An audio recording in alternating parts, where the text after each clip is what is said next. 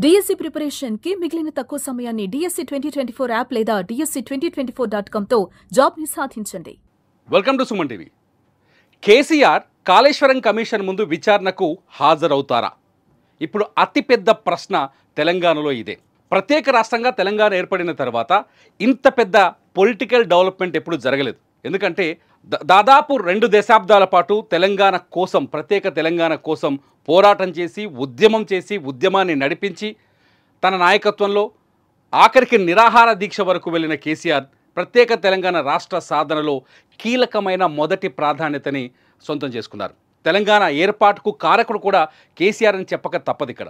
అటువంటి కేసీఆర్ ఇవాళ ఆ తెలంగాణ రాష్ట్రంలో ఆయన తొలి ముఖ్యమంత్రిగా వచ్చి తను ఒక కలల ప్రాజెక్టుని తయారు చేశారు. ఆ ప్రాజెక్టు పేరు కాళేశ్వరం. ఆ కాళేశ్వరం ప్రాజెక్టులో అక్రమాలు జరిగాయని ఇప్పుడు ఏదైతే కమిషన్ విచారణ జరుపుతుందో ఆ కమిషన్ ముందు వచ్చి సమాధానాలు చెబుతారా? ఆ కమిషన్ వేసే ప్రశ్నలకి సమాధానాలు చెబుతారా? ఇది బిగ్గెస్ట్ క్వశ్చన్ అనమాట. నిజంగా 15 రోజుల గడువిచ్చింది కమిషన్. జస్టిస్ చంద్రఘోష్ నేతృత్వంలో ఈ కమిషన్ నడుస్తోంది. ఈ కమిషన్ కాళేశ్వరం ప్రాజెక్టు పైన ఇప్పటివరకు దాదాపు 200 పేజీల రిపోర్ట్స్ని రెడీ చేసింది. దాదాపు 90% విచారణ పూర్తని చెప్తుంది చంద్రఘోష్ కమిషన్. ఈ చంద్రఘోష్ కమిషన్ ముందు ఇప్పుడు హాజరై సమాధానాలు చెప్పాల్సిన వ్యక్తులు 3 ఉన్నారు. ఆ రోజు ప్రభుత్వంలో కీలకమైన వ్యక్తులు, 2 దఫాల ప్రభుత్వాల కీలకమైన వ్యక్తులు వీళ్ళు. మొదటి ప్రభుత్వంలో హరీష్ రావు భారీ నీటిపారుదల శాఖ మంత్రిగా పనిచేశారు. కేసీఆర్ కాళేశ్వరం డిజైన్లో కేసీఆర్ కీలక పాత్ర పోషిస్తే హరీష్ రావు కాళేశ్వరం ప్రాజెక్టు నిర్మాణంలో కీలక పాత్ర పోషించారు. ఆయన భారీ నీటిపారుదల శాఖ మంత్రిగా పనిచేశారు. అట్లాగే ఇదే ప్రాజెక్టులో ఈటల రాజేందర్ ఎవరైతే బీఆర్ఎస్ పార్టీలో, ఆ రోజుల్లో టీఆర్ఎస్ పార్టీలో కీలకమైన స్థానంలో పనిచేశారో ఆ ఈటల రాజేందర్ ఆర్థిక శాఖ మంత్రిగా ఉన్నారు. నిజానికి కాళేశ్వరం ప్రాజెక్టు పైన వస్తున్న ప్రధానమైన ఆరోపణలు ఏంటి? ప్రాజెక్టును మొదలుపెట్టినాడు 30,000 కోట్ల రూపాయల అంచనాతో మొదలైన ఈ ప్రాజెక్ట్ ఇది ఈ రోజుకి వస్తే 1,47,000 కోట్ల అంచనా వ్యయానికి ఎలా పెరిగింది? ఎందుకు ప్రాజెక్టు అంచనా వ్యయాలు ఇంత వేగంగా పెరిగాయి?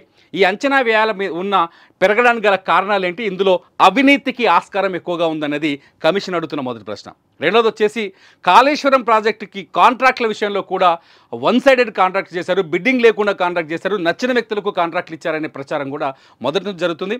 ఈ కాంట్రాక్ట్లకు తగ్గట్టుగా ముడుపులు తీసుకున్నారనేది ఇందులో ఉండే ప్రధానమైన ఆరోపణ. చాలా సింపుల్గా ఏదైనా సరే అవతల ప్రభుత్వం ఏదైనా ప్రాజెక్ట్ చేపట్టిందంటే అవినీతి జరిగింది, అవినీతి జరిగితే పైసలు ప్రభుత్వంలో ఉన్నాయని, అధికారంలో తీసుకున్నాడు, అది రుజువు చేయడం వీళ్ళ పని. సో ఇదే ఇప్పుడు ఈ జస్టిస్ చంద్రఘోష్ ఒక కమిషన్ చేసిన విచారణ కూడా.